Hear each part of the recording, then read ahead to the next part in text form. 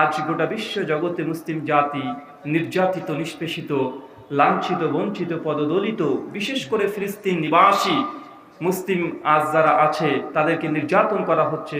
মহান সত্য আল্লাহ সুবহানাহু ওয়া তাআলা তোমার বিশেষ রহমতের চাদর দিয়ে তাদেরকে তুমি আবৃত করে নাও। সকলে পড়ি আল্লাহুম্মা আমিন।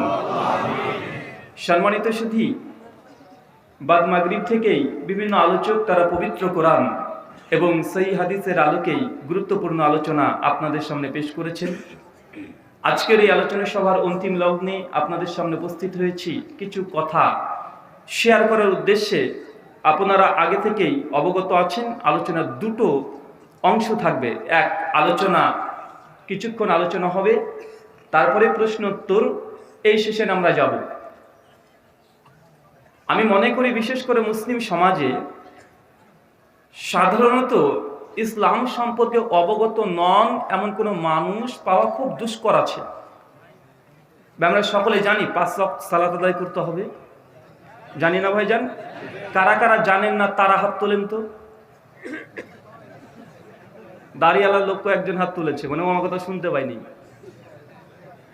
আমরা সকলেই জানি 5 ওয়াক্ত সালাত আদায় করতে হবে। সেই মুসলিম কিতাবুল ঈমান হাদিস নাম্বার 253 আল্লাহ নবী বলছেন, মান তারাকা সালাতা মুতাম্মাদান ফাকাদ কাফারা।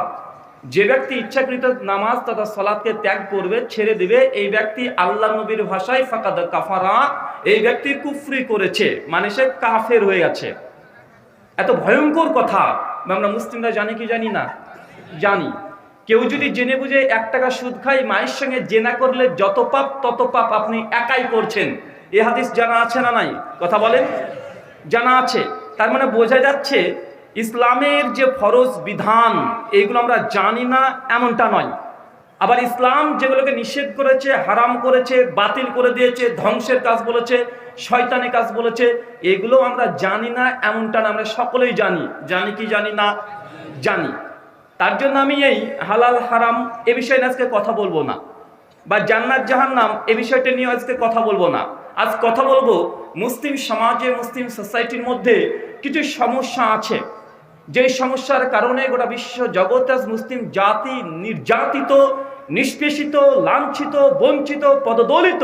মুসলিম সমাজকে আজকে ঐক্যবদ্ধ করার জন্য আপনাদের কাছে কিছু নসিহত করব। আমি অবগত আছি যে আজকের এই আলোচনা সভায় আমাদের অনেক হানাফি ভাইরা এসেছে, অনেক আহলে হাদিস ভাইরা এসেছে, এমনকি সনাতন ধর্মের অনুসারীরাও এসেছে, তাই তো?